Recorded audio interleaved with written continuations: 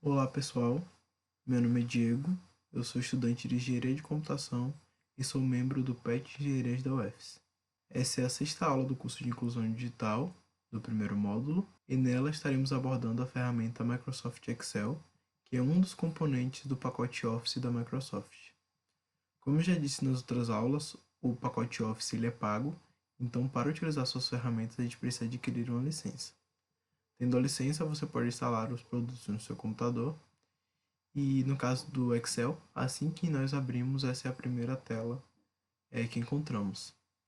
Nela, assim como nas outras ferramentas que eu já apresentei, como o Word e o PowerPoint, ele nos traz alguns modelos de planilhas que podemos começar, alguns modelos de documentos que podemos utilizar como template, e temos a opção de iniciar uma pasta de trabalho em branco, que é o que iremos fazer. Antes de qualquer coisa, eu preciso mostrar a vocês aqui os componentes que compõem a pasta de trabalho do Excel. Primeiramente, nós temos as indicações aqui com letras e com números, que elas vão servir para nos guiar e nos referenciar dentro da pasta de trabalho. As colunas do nosso documento são identificadas com letras, que começam aqui, vão de A a Z e depois vão fazendo combinações. Então a gente tem o A, B e assim sucessivamente, mas sempre com letras. E as linhas são identificadas com números, que vão até a quantidade que você precisar. Quando cruzamos essas coordenadas, ou seja, uma letra e um conjunto de letras e um conjunto de números, nós chegamos em uma célula. As células são basicamente os espacinhos que a gente tem para estar inserindo dados na nossa pasta de trabalho. Para ver o conteúdo de uma célula, a gente tem essa parte aqui, superior aqui, esse campo aqui, que a gente pode estar inclusive utilizando para inserir os dados. Então eu posso escrever aqui Diego aqui em cima, que ele reconhece, assim como se você escrevesse aqui qualquer coisa, ele mostra ali em cima também na identificação do conteúdo da célula. Nós temos também as abas aqui embaixo, ó, tipo, uma pasta de trabalho ela pode ter várias abas e cada aba ela é independente da outra. A gente pode estar linkando elas, mas elas não são dependentes a priori. Temos também a barra de rolagem, temos tanto essa barra de rolagem vertical quanto a barra de rolagem horizontal, caso a gente tenha muitos dados e não possa ser visualizado no modo padrão aqui. Nós temos também os modos de visualização aqui embaixo. Então a gente tem o modo normal, que é o que a gente está agora. Mas também temos o modo de layout da página, que mostra aqui dividido por cada página, dependendo do que você tiver escrito. E o modo de visualização de quebra de página. Tipo, aqui está mostrando só esse começo, porque é onde eu tenho escrito informações. Mas se eu escrever outra informação aqui mais para longe, ele vai me indicar que eu já estou escrevendo a terceira página aqui do documento. Fechou a segunda página e fechou para a terceira. Isso é muito útil, principalmente quando você vai fazer coisas que você vai imprimir. Porque assim você tem uma noção melhor das páginas com que você está lidando, certo? Nós também temos a opção de zoom, que caso você queira trabalhar de uma forma mais confortável, você pode estar dando zoom aqui para melhorar a visão. Diminuindo para ter uma visão mais ampla. Cada célula do Excel, como a gente já viu, a gente pode estar inserindo dados e informações, só que ele tem os tipos de informações que podem ser inseridas. Por padrão, a gente vai inserindo no formato de geral, mas ele permite outros formatos. Aqui, clicando nessa setinha aqui para baixo, a gente pode ver os formatos mais comuns de se utilizar nele. Então, a gente tem aqui número, temos moeda, contábil, que é muito parecido com moeda, data abreviada, data completa, hora, porcentagem, fração, científico, texto e mais alguns formatos que ele permite que a gente coloque. Então, só para dar uma contextualizada aqui, por exemplo, se eu coloco aqui nessa célula 10, ele está no geral, e eu converto para número, ele vai, nesse caso aqui era número com casas decimais, ele vai já adicionar as casas decimais para a gente ter essa noção. Para moeda, ele adiciona o símbolo de R cifrão, nesse caso aqui. O contábil também, que é muito parecido com o moeda. Aqui a data, ele pegou o 10 e transformou no dia e foi meio que para a data inicial do Excel, que eles pegam como padrão 1900, janeiro de 1900. Tem a data completa, que vai me mostrar aqui o dia da semana e também o mês escrito em afins. Hora, nesse caso aqui ele não fez a conversão. Porcentagem, ele também já transforma. Fração aqui seria 10 sobre 1, que vai dar o 10 mesmo, então ele mostra como se fosse um número comum. Científico, número exponencial. E texto, que ele consegue ser diferente do geral porque ele realmente é considerado como um texto. Em outras operações a gente pode ver isso de forma mais explícita, porque com o formato de texto você não consegue fazer os cálculos que você conseguiria fazer com o geral e com o número. Passando dos tipos de informações, os tipos de dados que podem ser inseridos, só mostrando aqui também que o mais formatos você pode estar alterando os formatos que você tem ou colocando um personalizado. Isso aqui é uma ferramenta que pode ser explorada aqui. Por exemplo, você pode alterar o padrão de um dado. Por padrão, data é exibido dessa forma, mas você pode selecionar essas outras opções de exibição que ele fornece. Tá. Passando os tipos de informações, a gente tem algumas configurações que o ponteiro do mouse pode assumir. Vocês podem ver que aqui nesse momento ele está como se fosse um sinal de adição, né? Sinal de mais. Ele é meio que um seletor da planilha. Você usa ele para ir selecionando células. Porém, ele pode tomar outras posições. Por exemplo, quando a gente arrasta o mouse aqui para as divisórias das colunas, ele toma esse formato aqui que é meio que uma seta dos dois lados. E com ele você pode estar aumentando ou diminuindo, no caso alterando, a largura das colunas, utilizando essa ferramenta. Quando a gente faz quase que esse mesmo processo, só que nas linhas, o símbolo é um pouco diferente, mas é o que você pode estar usando para alterar a altura das suas linhas. Você pode selecionar vários aqui de vez, ó, e ir alterando, que ele altera a altura de todos. Temos também, quando a gente clica 2 vezes numa célula, ele fica com esse formato que é bem padrãozinho de quando a gente vai digitar um texto. E é exatamente para isso que serve, né? Vocês estão vendo a forma que o cursor ficou aqui. Aí ele permite que a gente escreva quando estiver nesse formato aqui. Temos também, ainda aqui nas barras de coluna e linha, essa configuração aqui que ele vira uma seta, que é basicamente para selecionar essa coluna. Então, tipo, se ele está nesse formato e eu clico, ele seleciona toda aquela coluna que eu estava selecionando com o mouse. Nas linhas funciona de forma similar, só que para selecionar as linhas. Mas ele também fica nessa configuração de virar uma seta preenchida. Só que nesse caso aqui ela está na horizontal e na coluna ela fica na vertical. Temos também a ferramenta de mover a célula. Quando a gente seleciona a célula e coloca o mouse nas bordas dela, ele toma essa outra configuração aqui, que são meio que setas em várias direções. E você pode simplesmente arrastar sua célula para outro lugar, que a informação vai ser movida de lugar. Então aqui, ó, movendo a informação. Temos também a ferramenta de cópia, que a gente coloca aqui no cantinho da célula, onde está esse quadradinho aqui, e pode usar para copiar. Você pode ver que você arrasta, seleciona e arrasta, que ele vai estar copiando o valor. E por último temos o seletor simples, né? Esse padrão de ponteiro do mouse, que é o que a gente usa para fazer a seleção das opções aqui, né, nas faixas ou em outro lugar que não seja diretamente na planilha de trabalho. Tem uma coisa muito interessante do Excel, que é o preenchimento automático. Isso normalmente a gente vê quando está trabalhando com séries. Eu vou abrir aqui um documento que eu já tinha feito, só para poder mostrar melhor esse exemplo. Eu criei aqui algumas colunas com as informações de dia, data, atendente e vendas. A gente vai ver agora como funciona o preenchimento automático. Algumas informações o Excel já consegue compreender que elas fazem parte de uma série de informações. Por exemplo, o quinta-feira ele sabe que é um dia da semana e sabe que se for para completar uma série, é para a gente ir preenchendo os outros dias da semana, correto? Então aqui, quando a gente seleciona uma opção de copiar e vai arrastando, ele já compreende isso e vai preenchendo. A gente está na quinta, eu arrasto para baixo, sexta-feira, sábado, domingo, segunda e assim consequentemente.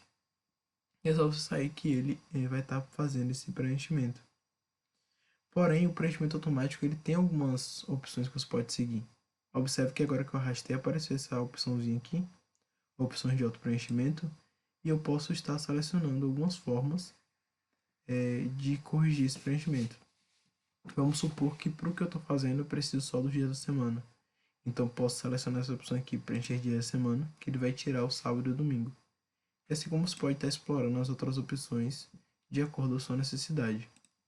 Eu vou colocar aqui para preencher também as séries aqui de data. Ele também vai preenchendo aqui ó, de dia em dia, mas poderia ser por mês em mês ou ano em ano. Que ele vai fazendo isso, ó, aqui foi a cada mês. E eu vou colocar dias da semana para ficar de acordo com o que eu tô aqui na coluna de dia. Então ele pulou, ele fez quinta e sexta, pulou sábado e domingo e veio aqui pro dia 26, que é segunda-feira. E aqui nesse caso aqui, como não tem uma série para ser preenchida, ele simplesmente copiaria Rodrigo em todas as células.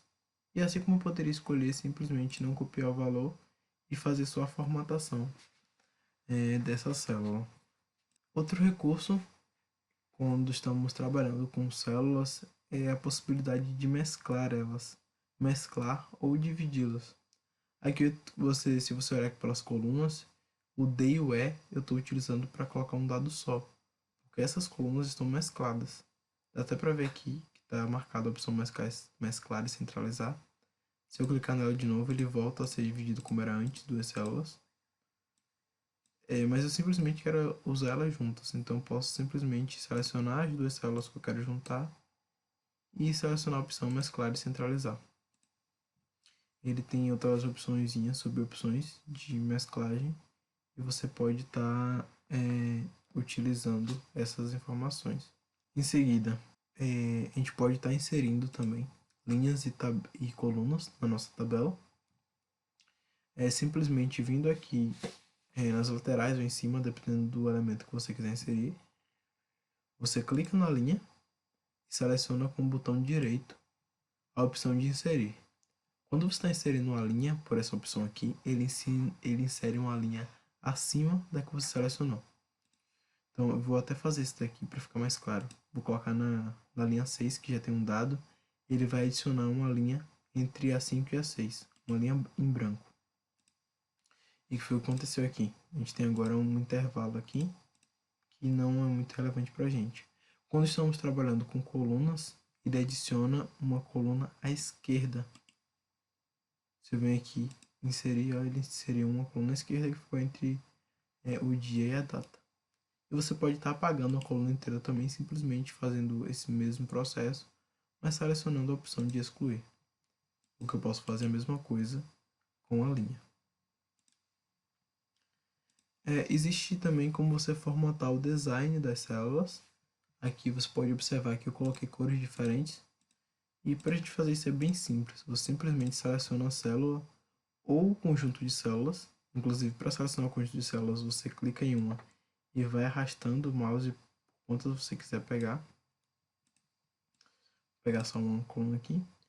E aqui a gente tem as opções, né? A gente tem a opção de alterar o fundo, cor de preenchimento.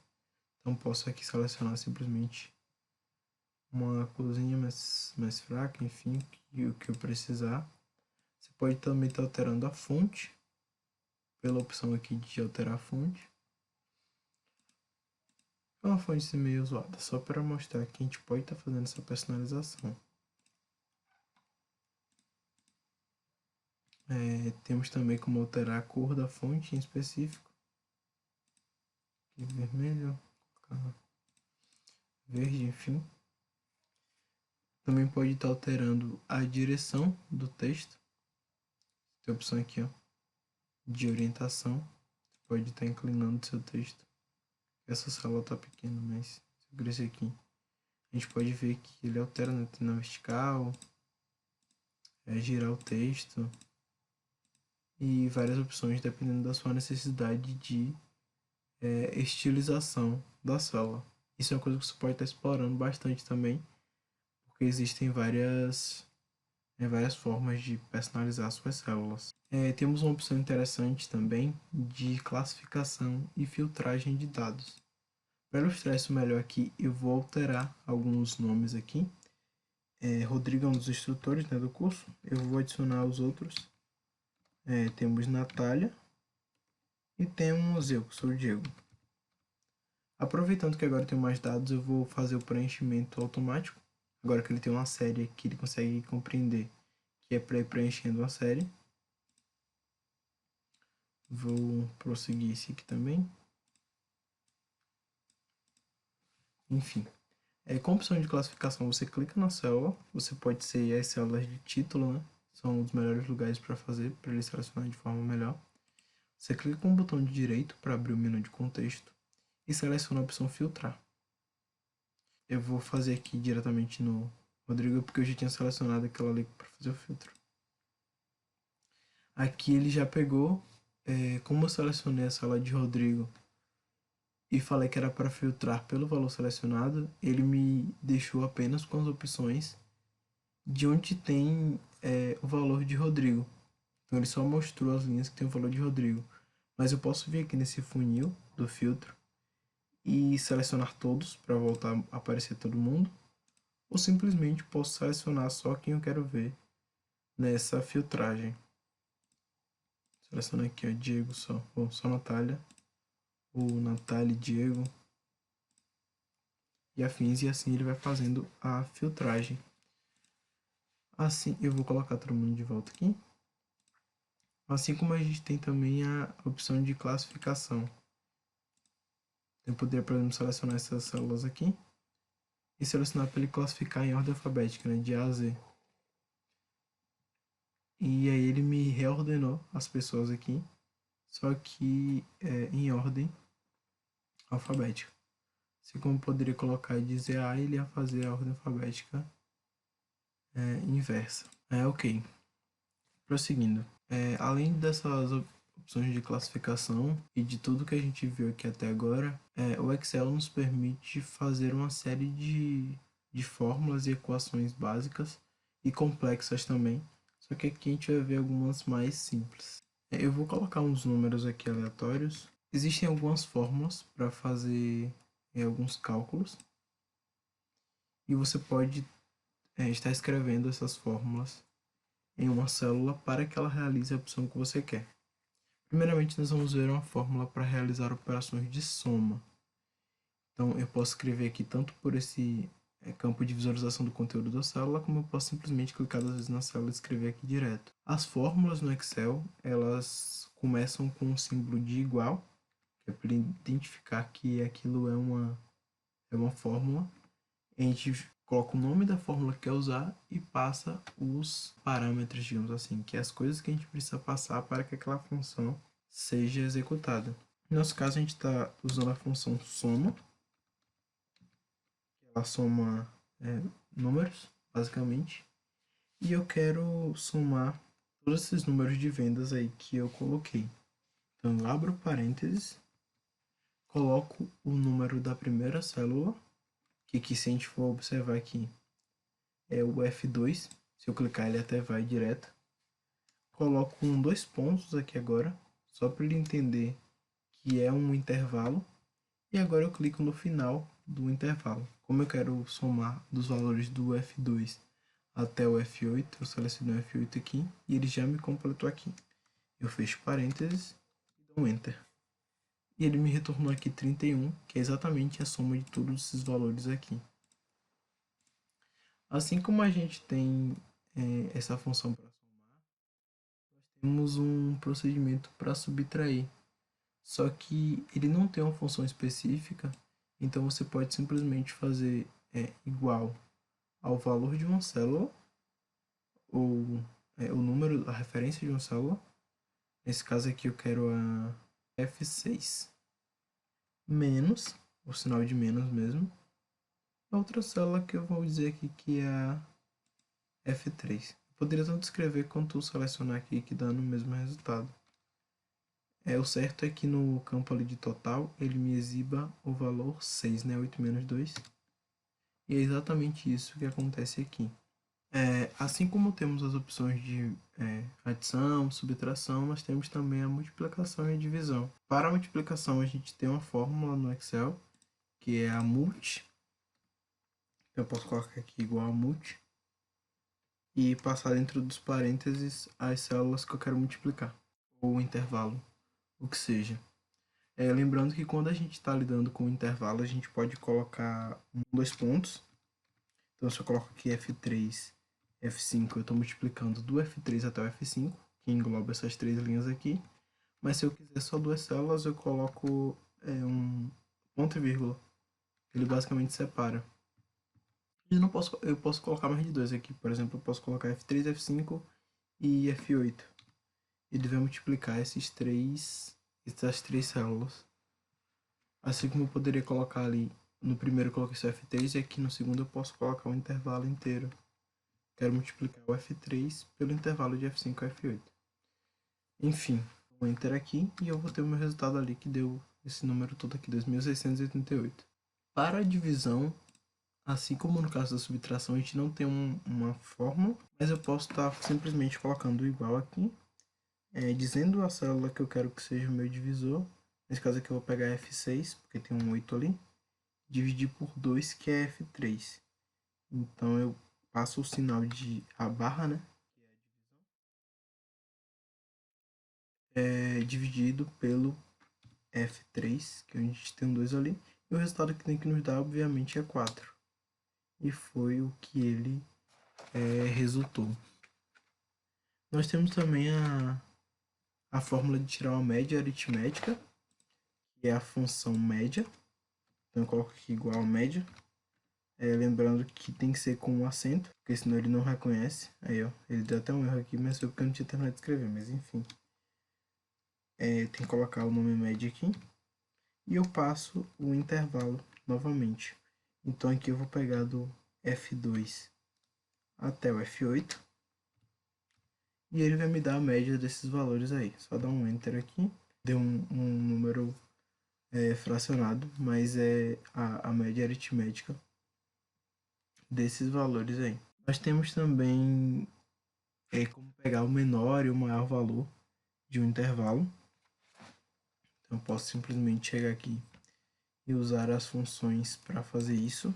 A gente tem a função mínimo, que é a função mínimo. Então eu passo aqui o intervalo de onde eu quero verificar o mínimo, que é do F2 até o F8. E ele me retornou o valor 1 aqui, porque é o menor valor. Assim como se eu usar a função máximo,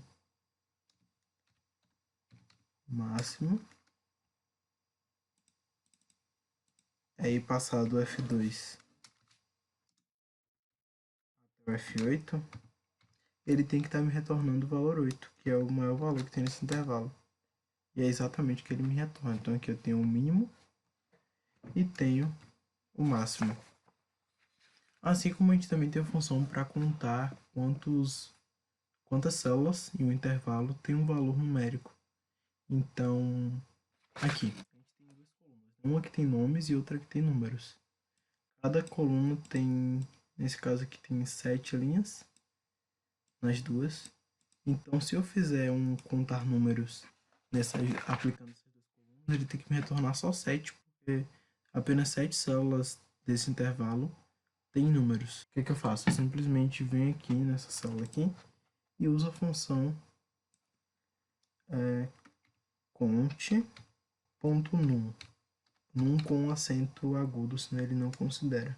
Pode ser escrito maiúsculo ou minúsculo, ele reconhece, mas tem que ter o acento.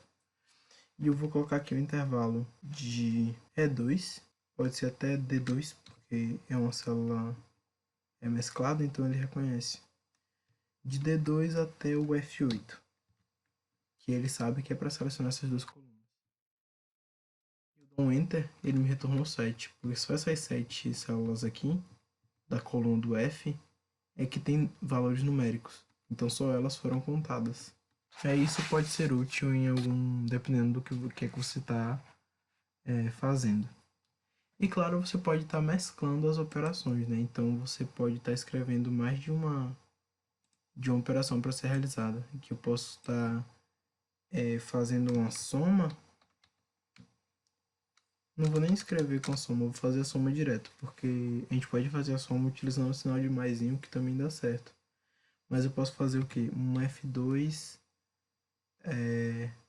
menos F7 mais F5, e ele vai fazendo esses cálculos complexos, não complexos de verdade, mas sim com várias operações utilizando as células, e você consegue fazer ela sem problema nenhum.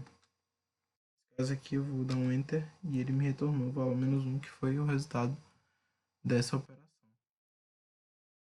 E o preenchimento automático, como a gente já viu, a gente pode estar utilizando para preencher as séries. Uma outra funcionalidade muito interessante do Excel é a de criação de gráficos.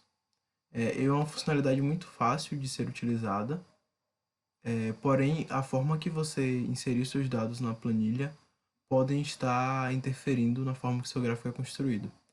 Vamos utilizar como exemplo os dados que a gente já tem aqui. Eu vou selecionar aqui todos esses dados aqui. Tem a coluna com o nome dos atendentes e as vendas que eles realizaram, que aqui, né, eu estou tratando como se a gente fosse vendedores. E eu simplesmente venho aqui na opção de inserir, na guia superior aqui, e ele tem os gráficos recomendados e gráficos específicos. Tem gráfico de pizza, gráfico de barra, esses gráficos de área. Enfim, eu vou clicar aqui na opção de gráficos recomendados, porque ele meio que reconhece a forma dos nossos dados para dar o tipo mais adequado para o gráfico. Aqui ele me deu um gráfico de barra, né? Então tem um gráfico de colunas agrupadas e um gráfico de barras agrupadas. Porém, você vai ver que não está uma coisa muito significativa aqui, por causa da forma que os dados estão aqui. Porque eu coloquei, tem o nome dos atendentes repetidos, não tem nada padronizado aqui para ele saber as informações que ele deveria estar pegando. Mas se, por exemplo, eu vou fechar esse aqui e vou pegar só uma linha de cada um dos atendentes, para tentar construir uma coisa mais significativa.